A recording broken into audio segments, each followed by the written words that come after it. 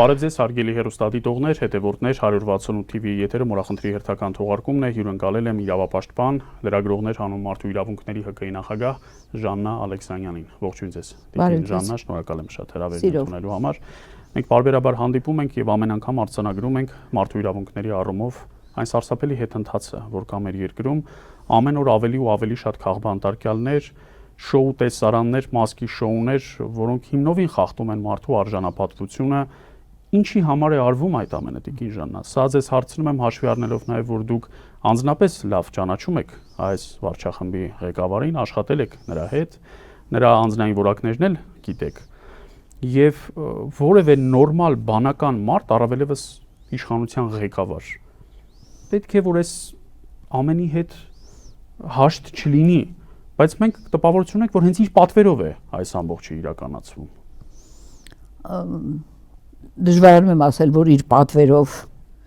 ինձ թվում է ինքը ավելի շատ կատարող է, քան գիտեք, ինձ շատ մոտ ընկերներից մեկը ճանաչված չեմ ուզում անունը տալ, երբ որ նոր նշանակեցին, երբ որ վարչապետ ինձ ասեց, ինքը չի կարող կառավարել, իրան պիտի անպայման լինի մեկը, որ կառավարի։ Եվ այդպիսի, ասենք, դիպուկ բնութագրում, ոնց որ միշտ հիշում եմ, թե ինչպես էր ճանաչում, շատ լավ ճանաչում էր։ Ես էլ եմ աշխատել,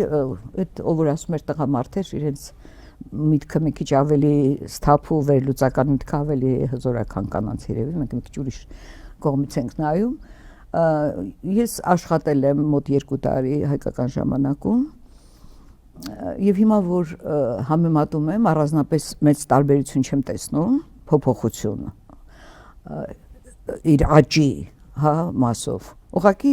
տարածքն է մեծացել, ամբողջ Հայաստանի Հանրապետությունը ժամանակ այդ թերթն էր մի քիչ դուրս, բայց հատկությունները, որ կար այն ժամանակ, որ ես գիտեի, որ այդ հատկություն ունի, ասենք մարդուն նվաստացնելը։ Դա, ասենք, իր ամենա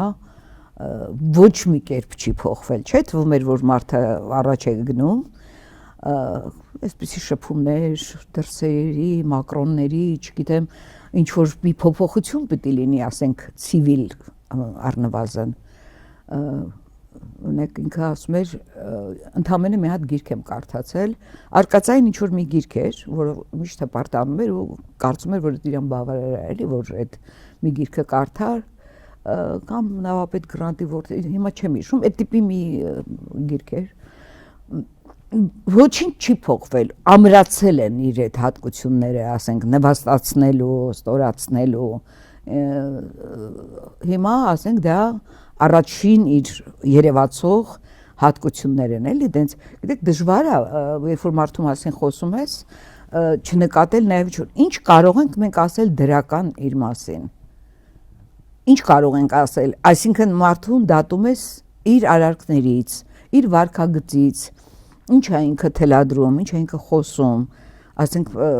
ինչի դու չես մեռել, օրինակ, ինչ է այդ մարդու ներսում, չէ, դա է։ Մենք չենք տեսել մի բան, որ ասենք, չէ, այս մարդը դրական բան էլ ունի, հատկություններ էլ ունի, էլի, քանի որ առաջնորդող հենց այս բաները, հենց այդ նսեմացնելը, նվաստացնելը, մարդկանց հետ դա այնքան մեծ է իր մեջ, այնքան շատ է, եւ այդ տարածքը, որ իր համար մեծացել է, հասկանում եք, այդ ինքը վայելում է ուղղակի։ Ես ասեմ ձեզ, որ օրինակ այսօր մի այսպես կադր տեսա, այդ ասորուցից ես զգում եմ իր այդ հաճույքը նաև, էլի, որ ինչքան մարդա դիվադադար եղել, ինչքան մարդու կյանքը հարամել, ինչքան կարևոր է ինքը շատ ստեղ այդ դերի մեջ, որ ինքը կատարում է այդ պահին եւ գիտեք երբեք գիտեք ինչ բայց օրինակ այս կենթանիների նկատմամբ որ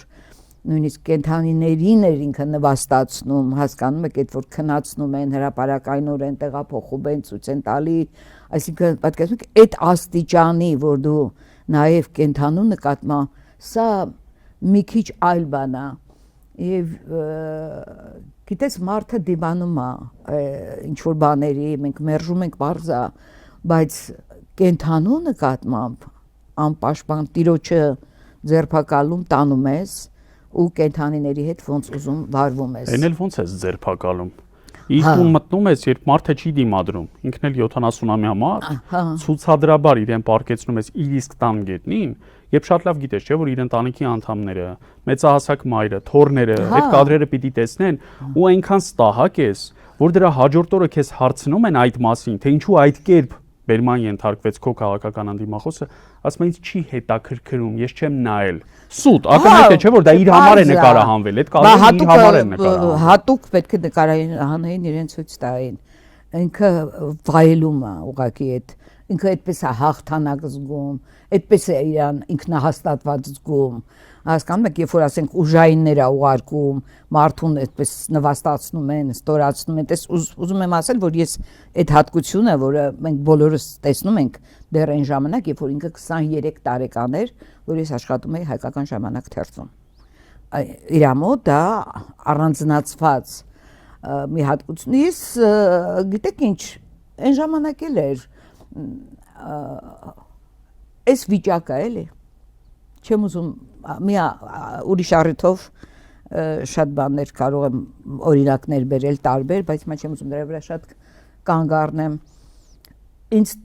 Ես այսօր իմացա, որ Ծառուկյանի ձերբակալության մասին լսեցի, էլի, որ Ռեյթերն է անդրադարձել, բան, այսինքն միջազգային մամուլը գրում է, բայց գիտեք ինչ, իրեն ասել են ինչ ուզում ես արա, այդ կառավարող, ով որ կառավարում է իրան, ասենք,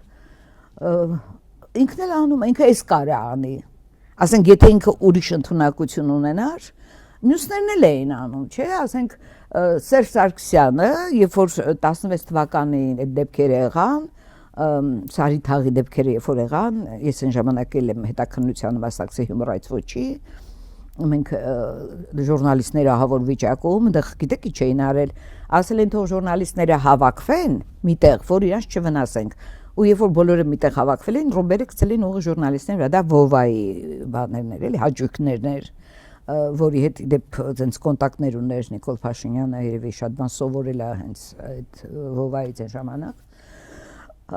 Մի խոսքով Սերժ Սարգսյանը այդ լրագրողները ահավոր հիվանդանոց եմ գնացել այցելել։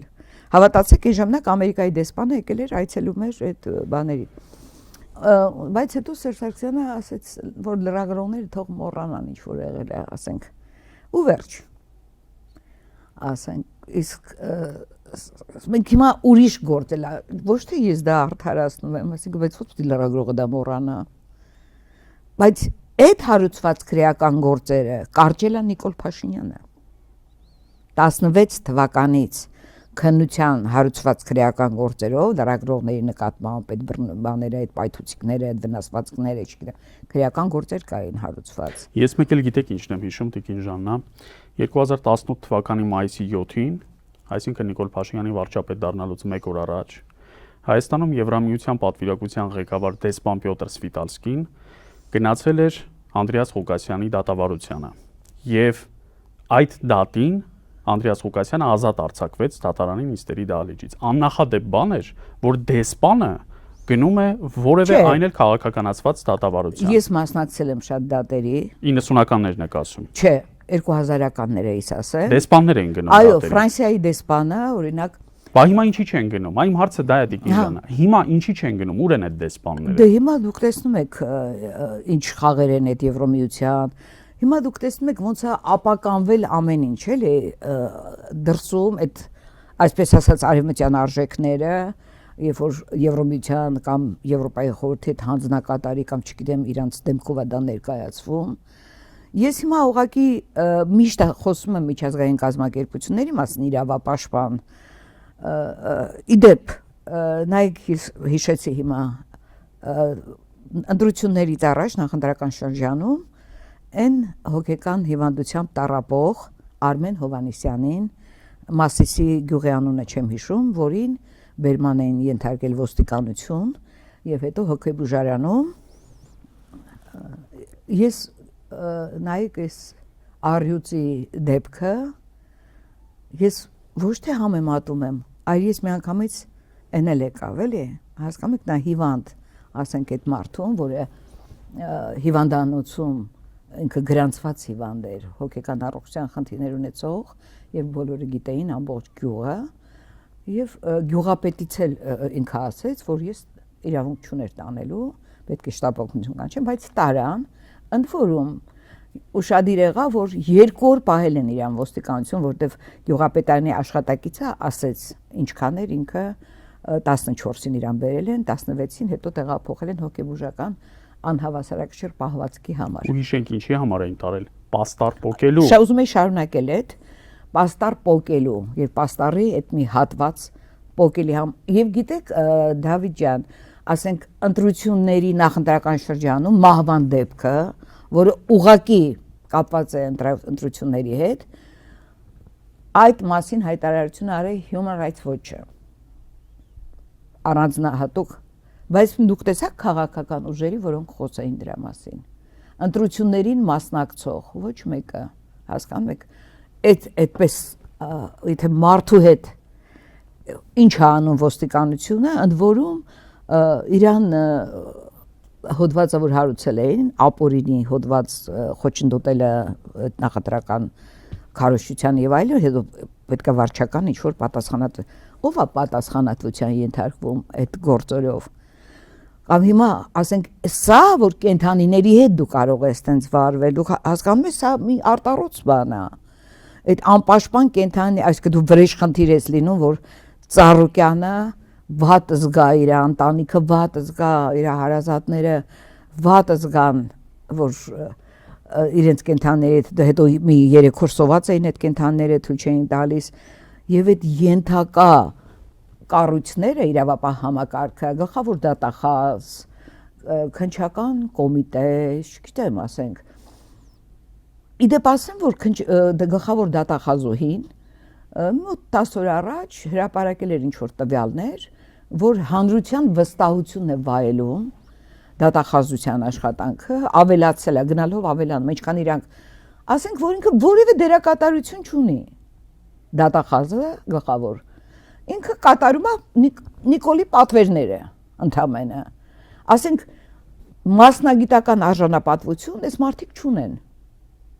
Ոչ էլ անձնական արժանապատվություն ունեն։ Իրենց անձնապես է Նիկոլը պարբերաբար ստորացնում։ Դուք շատ կարևոր բան ասացիք մեր զրույցի սկզբում, Տիկին Ժաննա։ Ինքը հրապարակային նվաստացման տեսարաններ շատ է սիրում, բայց ոչ միայն իր քաղաքական հակառակորդների, այլև հենց իր կողմնակիցների հանդեպ։ Այն ինչ ինքը արեց օրինակ Ալեն Սիմոնյանի հետ, հրապարակայինորեն նվաստացնելով իրեն ամենանվիրված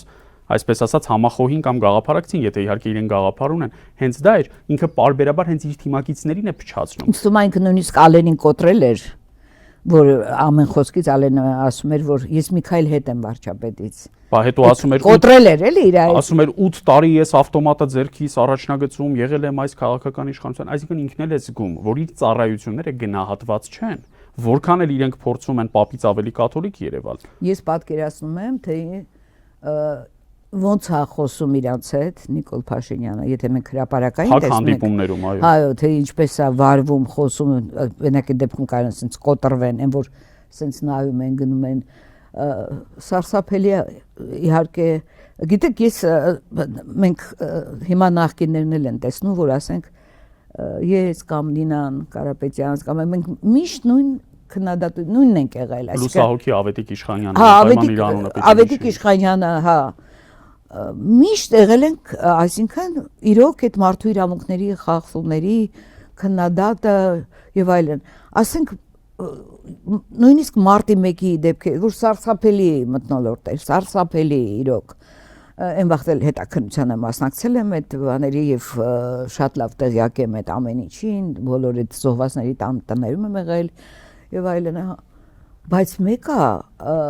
ՀԿ-ները փաստաբանների խումբ ստեղծվեց, որոնք աշխատում էին, ասենք,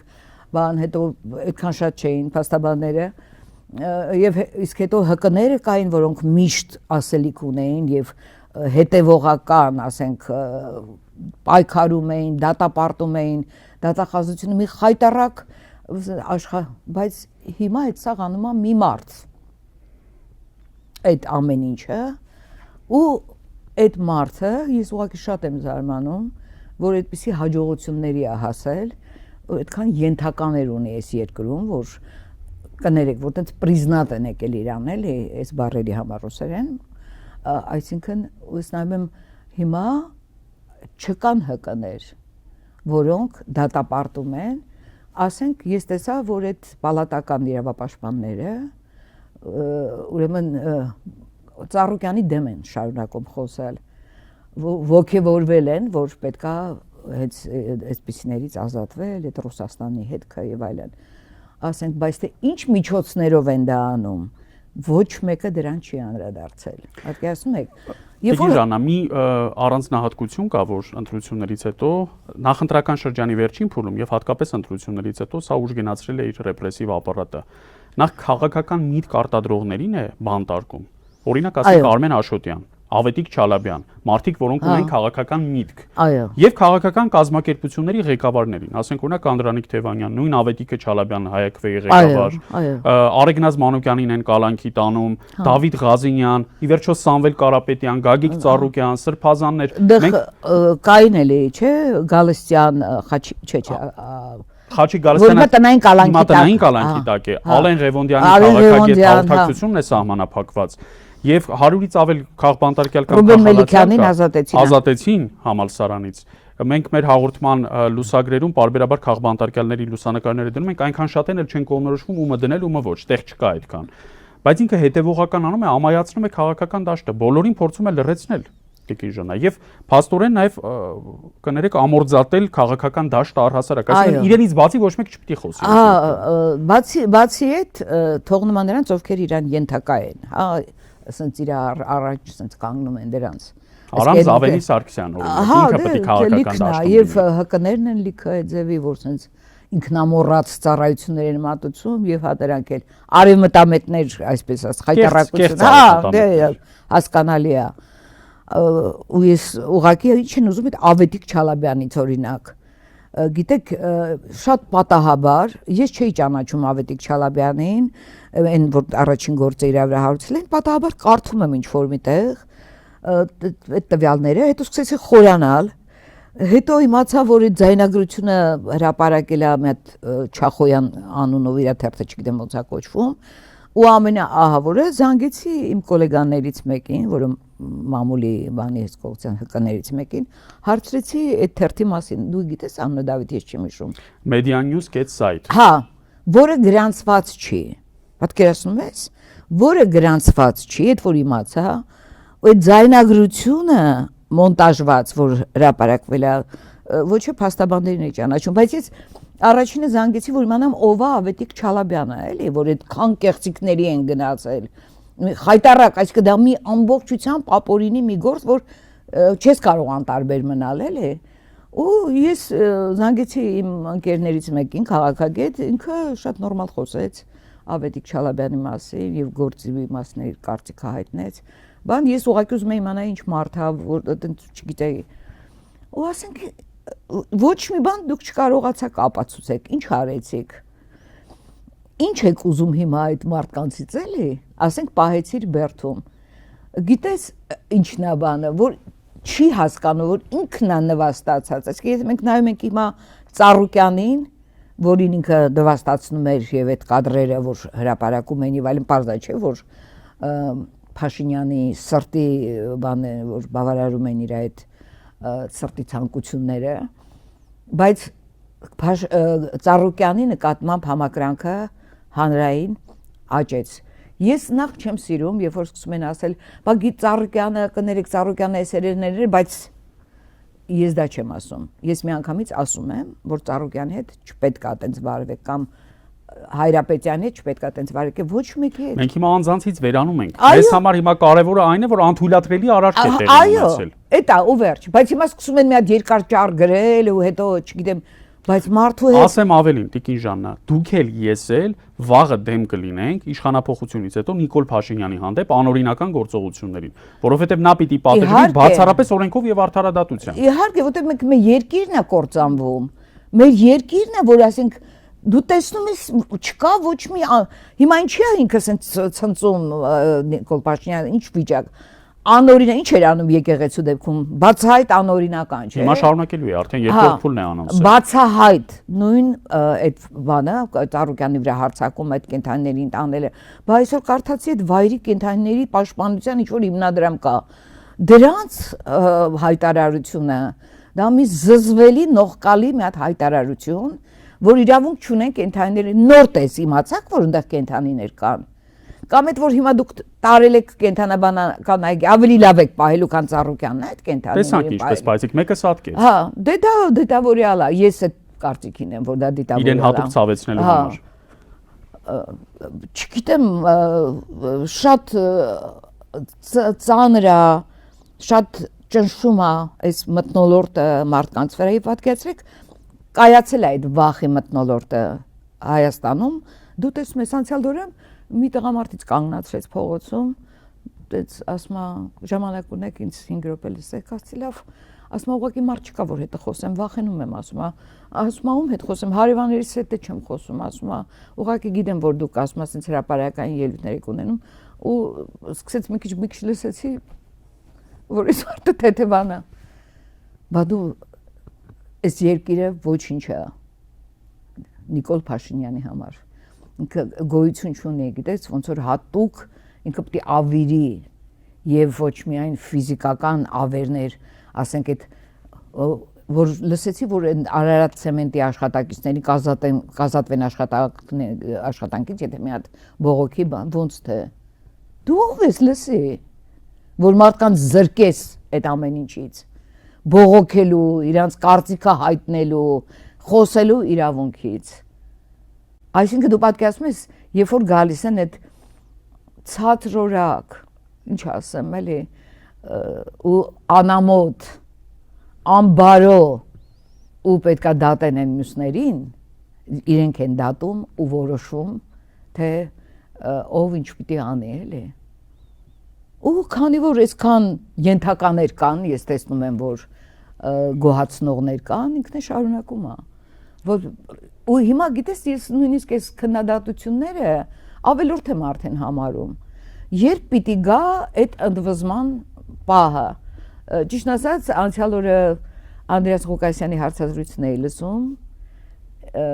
շատ ինձ դուր եկավ որ ասեց որ հայ ժողովուրդը 15 րոպեում կարող է վերակենդանանա ու ոտքի կանգնի իսկապես երբ որ Արթուր Օսիպյանի Այն Գեղամոհանյանը նախաձեռնեց, բան ես գնում եմ միշտ այնտեղ, ու այնքան լավ մարդիկ էին գալիս, հավաքվում այդ մի ուրիշ մթնոլորտ էր այնտեղ, եւ ես էլ նույնիսկ գրառում եմ արել, որ այդ մթնոլորտը աստվածտա շատանանք էլի, ինձ մարդիկ են այստեղ գալի, հավաքվում այդ վերաբերմունքը, այդ ամեն ինչը, ոնց որ ուրիշ մի տեղ լիներ, այս ատելության ու թշնամանքից հետո այդպիսի Եվ Անդրեասն էլ էր խոսում հենց դրա մասին, որ ես արդեն գրառում արել էի, դրա համար հիմա հանգիստ ասում եմ, էլի, այսպեսի մաքուր պիտի սկսվի, իսկ այդտեղ մաքուր մարդիկ էին հավաքված, եւ դա կարող է ծառայի հենց այն նպատակին, որ մենք ուզում ենք, եթե իհարկե, որտեվ շատ զերծ էր Գեղամոհանյանը քաղաքական որևէ բանից, որ չվնասեինք եւ արդյունավետ եղավ Արթուր Օսիպյանը դուրս եկավ, չգիտեմ քրեական գործը ինչ վիճակում է, բայց ուզում եմ ասել, այս աղբը պետք է նետել մի կողմից, ընդդիմություն, իշխանություն, որոնք նույնն են տարիներ շարունակ, հասկանում եք, տարիներ շարունակ ոչինչ չի փոխվում, պետք է ինչ-որ նոր շարժում, նոր բան բացել եւ ինձ թվում է դուրս կգան այն մաքուրները Հասարակական համերաշխության վերականգնումը ամենակարևորն է, որ պիտի լինի կամ լիներ ընտրություններից հետո, բայց ինչպես 21 թվականին չհանգուցալուծվեց եւ քաղաքական ճգնաժամը չհանգուցալուծվեց 21-ի ընտրություններով, ոչ էլ 26-ով հանգուցալուծվեց։ 26-ով ավելի խորացավ, որովհետեւ ինքը փաստացի մանդատագողություն, ընտրագողություն արեց նախ ԿԸՀ-ով, ապա սահմանադրական դատարանով։ Եվ հիմա Տիկին Ալեքսանյան իր վարկագծին հետևելով մի կողմից ես տեսնում եմ, այո, որ ինքը փորձում է հագուրդ տալ իր անասնական կրքերին։ Դրանք մարդկային կրքեր չեն, մարդը չի կարող էժան հաճույք ապրել կամ ոգևորվել այլ մարդու նման անօգնական վիճակի մեջ դնելով, չի կարող։ Բայց ինքը նաև անթակույց ցույց է տալիս, որ ինքը փաստացի հաղթած ղեկավար չի կարող հաղթած ղեկավարը 500,000 մարդու անվանել կաշառակեր, խոստանալ, որ նրանց քթերից կբերի, իր կռիվը արդեն նույնիսկ քաղաքական ընդդիմախոսների հետ չի, հայ ժողովրդի հետ է, Արարատ ցեմենտի հազարավոր աշխատողների հետ է գործարանի, այսինքն դու ոնց կարող է հայ մարդու հետ, որ կենցաղային հոգսերի մեջ թաղված է, ասում է ես ոնց չաշխատեմ, մի օր էլ գործի չգնամ, բավարկս ոնց դու սպառնաս այդ մարդկանց, քո կռիվը հայ մարդու հետ է, այսինքն հա մի տեսակ sense ատելությունը շատ է այդ ասենք ով կպատկերացնի այդպիսի տեքստ հենց կոնկրետ Արթուր Օսիպյանի դեպքում դու չես մեռել դու չեք մեռել որ գիտեք նենգա փոխում են իհարկե Արտուրի հարցերը շատ կարևոր էին այդ հնչեցրած հարցերը բայց եթե նկատել եք ինքը երբ որ իրեն ոչ հաջող հարցեր են լինում ինքը ոչ թե հարցերին է պատասխանում այլ հարց տվողին է պատասխանում ու այդ ձևով մենք աշխատել ենք տեղահանման առաջի օրվանից արցախցիների շատ լավ տիրապետում ինչ է եղել այնտեղ ներսում եւ իրանց հորինած ստերով չի իրանց այդ ատելությունը անդադ հրահարելը բորբոքելը այդ ժամանակ էլի արցախցիների վրա գնաց այդ իր խոսակցությունները դուք չեք մեռել այդ տականք ասենք այդ բառերը որ ասում է Ծառուկյանին որ ասում է լեզու շատ է երկար է ասենք դու դաստիարակություն չես ստացել դու չես պատկերացնում ես չեմ կարողանում լսեմ այդ արտահայտությունները ասենք Սամվել Կարապետյանին ասում է ստահակ ասենք այդ բառերը կամ այն Ալեն Սիմոնյանը այն տղաներին ասում էր լակոտ շան լակոտ այսինքն այս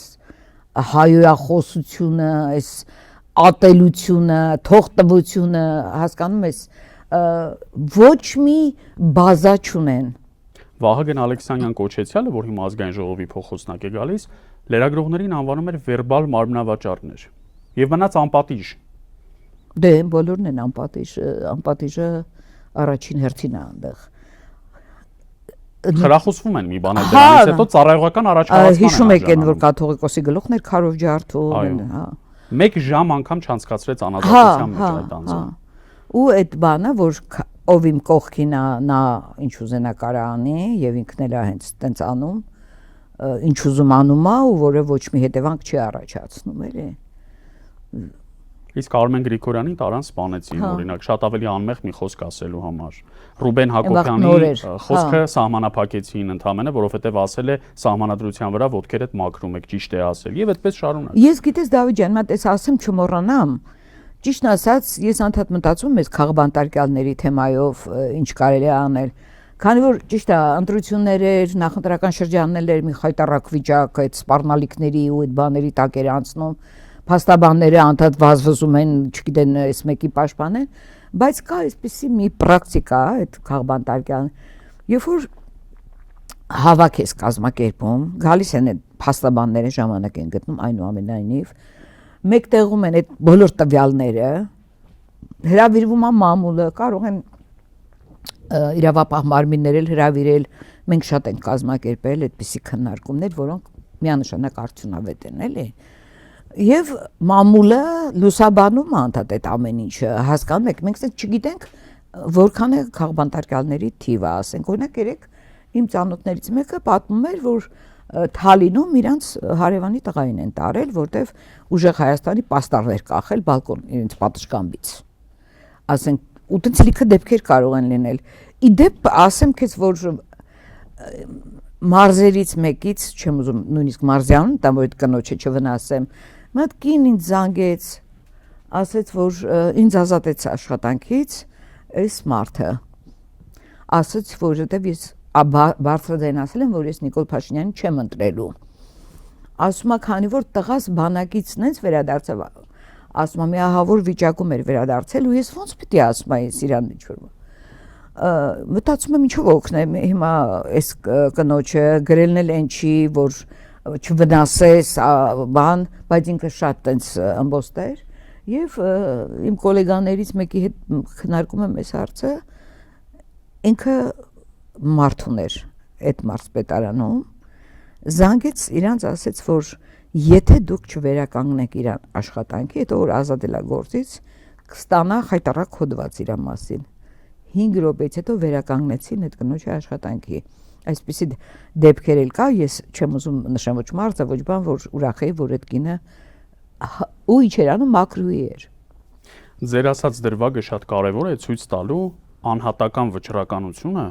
որը հաճախ վերածվում է խմբային պայքարի ձևի։ Օրինակ, Արարատ-Ցեմենտ գործարանի աշխատակիցները մոտավորապես 1200 մարդ կոտրել են կապարականիքը եւ մտել են աշխատելու, որովհետեւ այդ գործարանի անգամ մեկ օրվա պարապուրտը շատ թանկ է նստում բոլորիս եւ նախ եւ առաջ իրենց վրա։ Հիմա ուզում եմ հասկանալ, ասենք ավելի քան 70 ձեռնարկության վրա դրված կապարականիքները եւ փաստացի պարապուրտը, որը անդրադառնում է տասնյակ հազարավոր մարդկանց բնականon կենսագործունեության վրա։ Ինչ է տալիս դա։ Բացի այս վարչախմբի պարագլխի ցանկություններին հագուրտ տալուց, որ ինքը իր քեֆը ուղակի բերում է։ Որ ենթարկի իրան։ Հիմա գիտեք, ես վաղուց չեմ տեսել Հայաստանում այսպիսի վիճակ, որ սենց փաշնյանամոլեր կան, էլի, որ սենց հանկարծ բան չտաս, անուն չտաս, էլի, հանկարծ մի սենց կողքից մի բան չասես, նույնիսկ այդ Արարատ Սարը, օրինակ, ասենք գիտակից, ասենք մի հատ կին, ինձ ասում է ճիշտ արեց, որտեվ դա մերը չի։ Ես տեսել եմ, էլի, այդ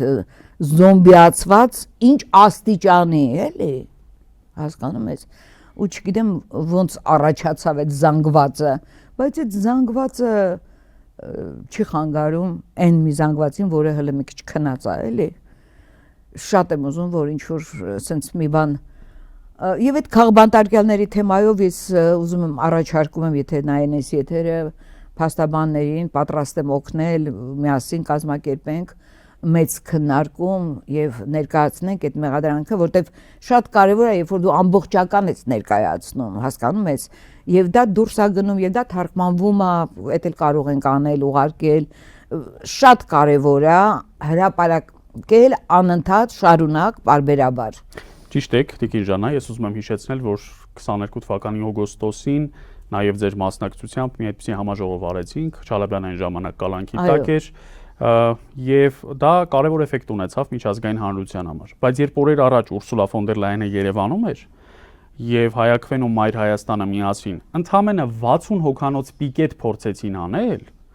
ոստիկանները թույլ չտվեցին նույնիսկ այդ 60 հոգուն մոտենալ կառավարության շենքի մայթին։ Ստիպված փոստի մոտ կանգնեցին մարդիկ, ճեպազրույց արեցին, մեգաֆոնով, Ուրսուլային դիմեցին անգլերեն, Ուրսուլան բնականաբար չլսեց, որովհետեւ բավականաչափ հերոին, այսինքն ռեպրեսիվ մեքենան այնքան է վախեցած նույնիսկ փոքր դեմոնստրացիաներից։ Բայց ես ասեմ, որ տպավորիչ հավաք էր դա։ Թեկուզ այդ քանակով ինքը շատ վճռական էր եւ շատ նպատակասլաց էր, ես նայել եմ ամբողջը ու շատ տպավորիչ էր, ասեմ։ Այդ հավաքի որոշ մասնակիցներ այսօր իրենք արդեն անազատության մեջ են, օրինակ Արեգնազը։ Կամ ասենք դրա հաջորդ օրը մտան Երվանդ Բոզոյանի տուն, որ այնտեղ կանգնած էր։ Եվ այդպես շարունակ, այսինքն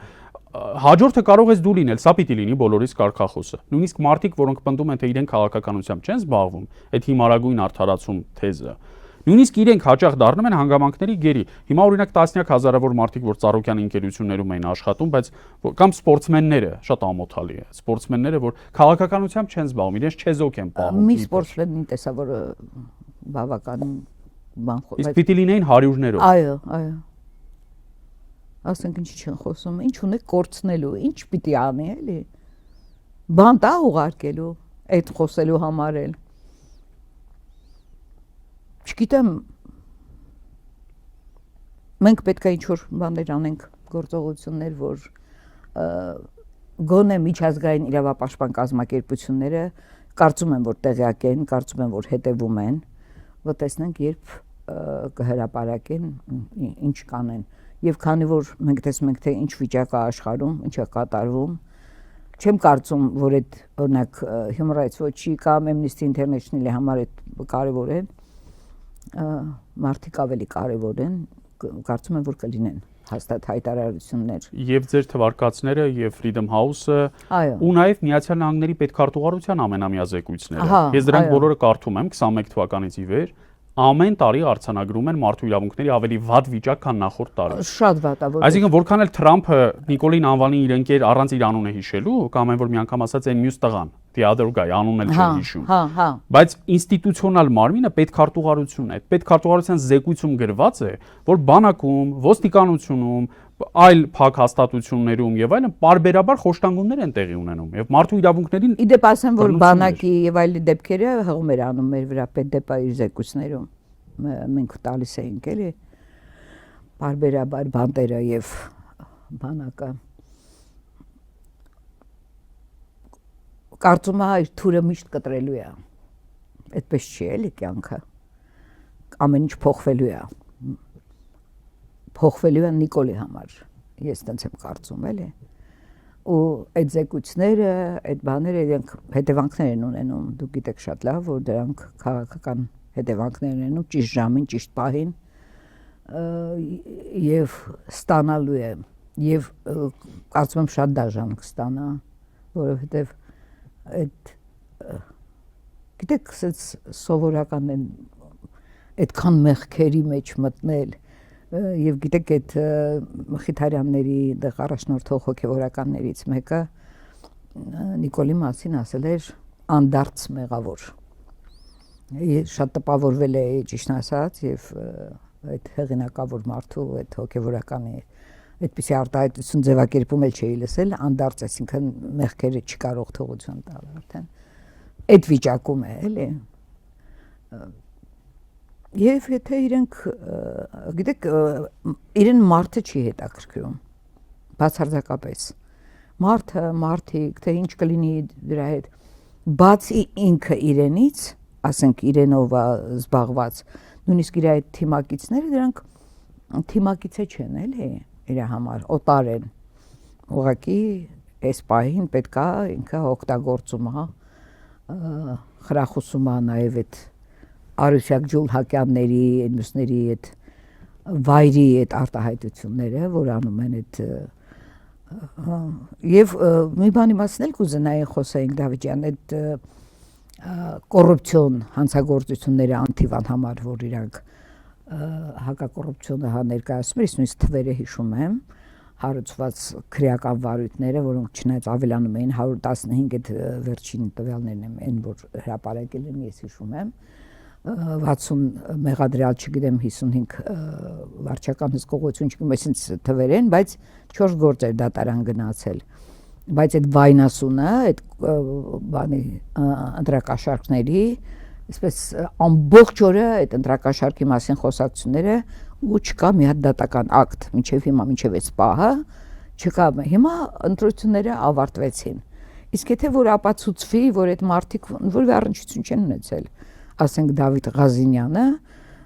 չեմ պատկերացնում իրեն կաշառքը լավ ենթադրենք ես չեմ ուզում իրավական գործընթացից առանձնանամ ինչ է կանելու չգիտեմ մի ժամանակ օրենք ընդունեցին բարոյական փոխհատուցման մասին ու պետք է այս հարցն է բացրացնել պետք է միջազգային ատյաններ ուրեմն դիմել այս բարոյական փոխհատուցման հարցի մասին եւ ընդհանրապես ինչ ա լինելու ընտրությունները անցան գնացին այդ գործերը տենց հարուցված եւ այդ նույնն էր ոնց որ Բագրատ Սրբազանի ժամանակ ահաբեկչությունն էին քարոզում դա քարոզեր քարոզչություն էր ես այդ ժամանակ գրառում էի արել ահաբեկչությունը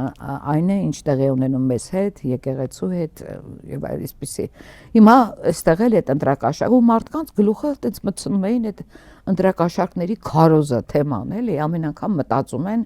ինչի վրա աշխատեն որ ուղղակի տեսնես կողքին դասմահա ընտրակաշարք են բաժան կես տվել են չէ այսինքն ես չգիտեմ դեպք որ տվել լավ կարող է եւ եղել է ես չեմ կարող դա ժխտել Բա ինչա, բա երբ է դա հրապարակվելու, շարունակվելու այդ քննությունը, թե չի խիստ կասկածում եմ։ Մեր գործընկերները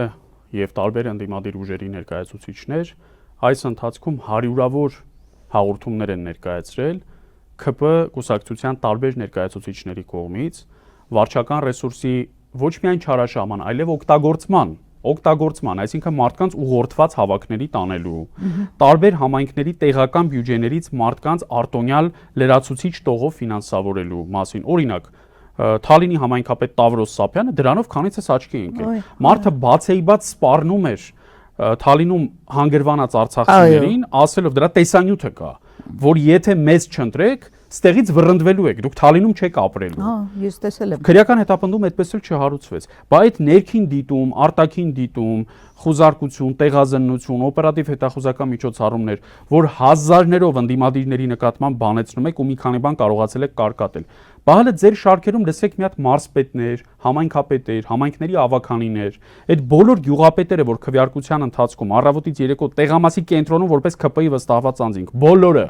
բոլոր մանրումեծ գյուղերի ղեկավարները, վարչական ներկայացուցիչները կանգնած ամեն գյուղացու ուսին թփթփացնում են մի հատ աչքով հասկացնում են թե ում է պետք ընտրել։ Բա դա ինչ էր։ Բա դա ընտրակեղծ ծառայություն չէր։ Իհարկե։ Այդ ատելության խոսքը, այդ շնամանքի քարոզը կզացնելու եմ, նստացնելու եմ, կզացնելու եմ, ու հիմա դա է անում։ Իր միակ խոստումն է, որը իրականացնում է Տիկին Ժանը։ Այլ բան չի անում։ Ուղղակի ոնց կարելի է ասենց ղեկավար ունենալ այդ երկրում էս պատիժա մեզ։ Մեր պատիժն է սա։ Մենք է պետք է ազատվենք էլի։ Ու սահմանադրական դատարանը, որին դիմում էին բարձր դատարան ասելով, կարծելով թե այնտեղ իրոք բարձր դատարանի դատավորներ են նստած։ Բոլորին ամեն ինչ նախապես ապահովեց։ Նայեք, գիտեք, ինքը արժեքային համակարգ չունի, Նիկոլ, ասենք որ ասում են ժողովրդավարությունը, չգիտեմ, ժողովրդավարության այդ ֆորումները, որ Դանիելը կազմակերպում էր եւ ասենք ես այլևս չգնացի, որտեվ Նիկոլը ոչ մի կապ չունի, ինքը երբեք չի կրել իր մեջ այդպիսի արժեքներ արևմտյան, իր համար գոյություն չունի, ինքը սովետում է կարա ապրի, ոչ մի խնդիր չունի, էլի հասկանում եք, այդ իր տեսակը հենց այդ ձևիա, իհարկե քիչ հանդիպող մարդկանցից է այդ տեսակ, որ հստակ դու չես կարող ասել, բայց դու տեսնում ես, որ ինքը ամեն ինչ կարող է անել, այսինքն ժողովրդավարական պետություն, ոչ ժողովրդավարական, հիմա մեկ է իր համար, թե մեր երկիրը, իսկ երկիրը Իրանը չի, ակնհայտ երևում է, որ ուղղորդվում է, կառավարվում է այս երկիրը դրսից, ես այն ձևի տպավորություն ունեմ, էլի։ Ու այդ, որ գրում են այդ Ռուսաստանի, այն օրը մեկը ինձ էր գրել, դուք նկատել եք ինձ գրել է բանը, որ դուք եք բացահայտվել, ու գրել է Մոսկվա, Կրեմլ։ Իմ գրառմատակ ինչ-որ տենց բանտակը ինչ-որ իրան պատասխանում են, ինքը ծիծաղից թուլանում էր երևի։ Ասենք, այդ որ այդքան խոսում են Մոսկվայից ու Կրեմլից, իսկ իրանց շեֆը, ինչ է, որտեղ է ինքը։ Մի քանի օր առաջ Վազելով ուր էր գնացել եւ այնտեղ ասենք խոնարհվում, ասենք նրանց առաջ։ Քանից էս ասել է, որ ՀԱՊԿ-ն Հայաստանի անվտանգության սպառնալիքն է։ Դե դուրս արի։ Հա։ Այդքան ռիսկ ունես դուրս արի։ Իհարկե ոչ։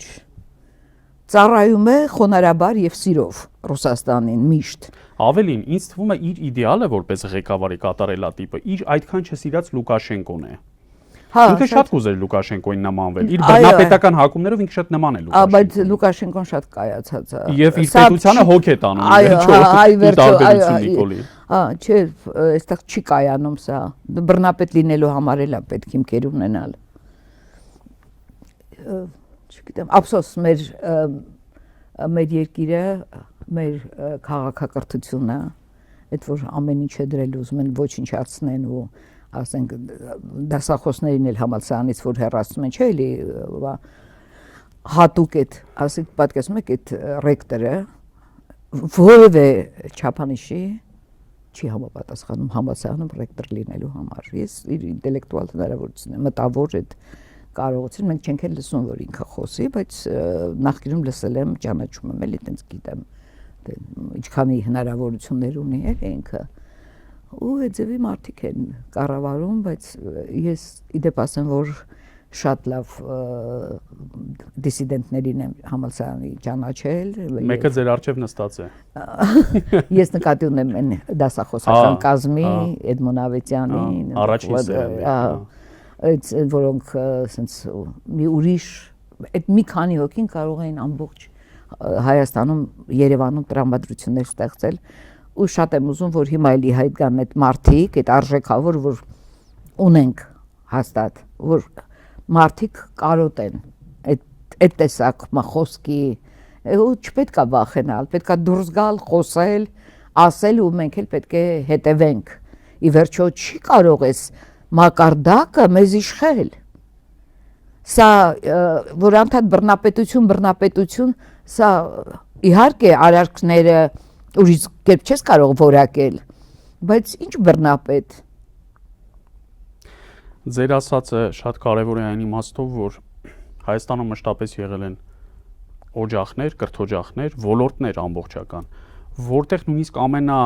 ոչ ժողովրդավար իշխանությունները երբևէ չեն փորձել թափանցել։ Ընդ որում անգամ խորհրդային բռնատիրության պայմաններում, այսինքն համալսարանը, ակադեմիան, գրողների միությունը միշտ ունեցել են իրենց ներքին ազատությունը, ինքնավարությունը, ավելին խորհրդային Հայաստանի առաջնորդները զգուշանում էին այդ ին թված երեկվայրերը այցելելիս, որովհետև գիտեին, որ օբյեկտիվ քննադատության կարող են հանդիպել Համոսահյանի կամ առավել եւս ասենք Պարույր Սևակի 50-60-ական շրջանի բանաստեղծներին, ով կարող էր խորհրդային նոմենկլատուրայից հորդորել այս կամ այն բանը չասել կամ չգրել։ Հիմա այո, բոլոր լուսավորյալները հերթով կամ շատերը նրանցից մեծամասնությունը հեռացվում են, ասենք Կաճառից են հեռացվում, Վահագն Խաչատուրյանը գալիս է ակադեմիայի նախագահ։ Վահագն Խաչատուրյանը Գիտությունների ազգային ակադեմիայի, Վիկտոր Համբարձումյանի ու Հովսեփ Հորվելու ակադեմիայի ղեկավար գալիս է Վահագն Խաչատուրյանը։ Իրանց են հավասարեցնում, էլի, իջեցնում են իրենց մակարդակին, ոչ թե տանում են դեպի վեր, այլ բերում են, չգիտեմ, ես շատ մեծ, ոչ թե դենց ուղղակի զգում եմ, որ այդ վատը ավարտելու այս իշխանությունների համար, ուղղակի մենք այս շրջանն է, որ դիմանում ենք, շատ դժվար է ու շատ ծանր է, էլի, կասեցնելու ինչ-որ մի բան պետք է անել, այս ընթացքը։ Ես ոչ մի հույս չեմ դնում ընդդիմության վրա, բացարձակապես։ Ես իմ հույսը շատ առումով ուզում եմ դնել նոր ստեղծվող քաղաքացիական հասարակության վրա։ Մի բան, որ մենք չենք ունեցել, ավելի ճիշտ միգուցե եւ ունեցել ենք, դրա մի մասը իրեն բնավ չարթարացրեց 18-ից հետո մեծ մասը կամ սերտաճեց կամ ուղղակիորեն մտավ այս վարչախմբի մեջ։ Հիմա ասենք այդ տասնյակ ՀԿ-ներին ոնց անվանես, ասենք ես ոնց կարամ համ ձեզ անվանեմ իրավապաշտպան կամ համարեմ իրավապաշտպան, համ Դանիելի Հովհաննիսյանի, դա ոնց կլինի այդպես, բայց ինքը այդպես է, չէ՞ ներկայանում տիկին Ժանը։ Հա, այդպես է։ Ընդ որում ես շատ լավ հիշում եմ ձեր ընդդիմախոսությունը նախորդ իշխանությունների օրոք եւ Փառք Աստծո այդ սկզբունքային կեցվածքը, ասենք դուք Լուսահոգի Ավետիք Իշխանյանը, Նինային հիշատակեցիք, էլի մի քանիսը, բայց բացարձակ մեծամասնությունը անցավ ակնհայտ քաղաքական գործելակերպ, այսինքն իրանց նպատակը ոչ թե մարդու իրավունքների պաշտպանությունն էր, այլ իշխանափոխությունը Հայաստանում։ Պարզվեց այդ էր իրանց նպատակը։ Գիտեք, եւ նախկին իշխանությունները, որ մենք այդքան քննադատում էինք, ասենց ուղղակի թքած ունենք հո քննադատության վրա։ Իսկ սրանք հետևողական ընկնում են այդ մարդկանց։ Եվ լրացնում են, փորձում են լրացնել։ Ուղղակի այդ էր, որ ոչ մի բան չէր աշխատում, ոնց որ անտարբերության էին մատնում ու վերջ, հա, պայքարում։ Իսկ սրանք վրեժխնդիր են լինում։ Սրանք խոսքի գինն էլ գիտեն։ Հիմա դրա համար նաև շուտով լրատվամիջոցների հետևից են ընկնելու։ Իմացաք, չէ՞, խորհուրդ է ձևավորում, որը պիտի քննի մամուլի հրապարակումները։ Այսինքն արդեն Գեբելսյան մակարդակի են հասնում սրանք։ Թե ինչ անելու, այդ դժվար է, այդ աստիճանի։ Գիտես հիմա եթե քաղաքական գործիչներին այդ խոսքի ազատությունից զրկելով նայեք, չէ, ասենք Նարեկ Սամսոնյանը եւ Վազգեն Սաղաթ հրապարակային չեն կարող խոսք ասել կամ ակտիվիստները, էլի նկատի ունեմ, բայց լրատվամիջոցներին ինչ էս անելու։ Երբ որ իրենց միակ գործիքը խոսելն է։ Այդ հաստատ չեն կարող դա տանեն առաջ, էլի։ Այն որ Ալեն Սիմոնյանը անդադ հայցեր էր ներկայացնում լրատվամիջոցների դեմ փող էր աշխատում, իրանց համար փողը կուլտ է, կուրք, ասենց փողը ամեն ինչը փող է։ Ես այդ գիտեմ հաստատ։ Ու ես տեսնում եմ, որ անընդունելի օրենսդրական նախաձեռնության դեմ էլ պիտի միասին պայքարենք դիտել։ Այո, դա անպայման եւ քաղաքացիների համար։ Տեսեք, եւ չի զգացում, որ թողնելու են այդ մարդկանց պահել են այդ բանտերում եւ տեղ ու դադար չկա այդտեղ ներսում։ Ինձ ներսից զանգում են երբեմն պատմում են ինչ խցեր են, որոնք չեն ծառայել, այնքան իրանք շարքից դուրս եղած, խոնավ, նույնիսկ որտեղ ինչ որ իրեր են պահել, դրանք էլ են ազատել, որ տանեն ուրեմն Նուբարաշենում են էլ, որը մի հատ այդ գարշահոտությունն ու այդ վաղուց պիտի քանդվեր։ Վաղուց պիտի քանդվեր եւ տեսնում եք այդ նախարարը ոնց է ներկայացնում այդ արդարադատության տիրուհին, ասենք այդ միջավայրը, ինչ ունենք, այն ունենք, բայց այնպեսի ձևով է ասում, էլի, ինչ որ հմայքը իր գցում է Նուբարաշենի վրա, էլի։ այսքան գիտեք, որ ամարտիկ ինքնամոռաց վիճակի մեջ եւ արդարադատության նախարարը եւ գլխավոր դատախազը, ասենք,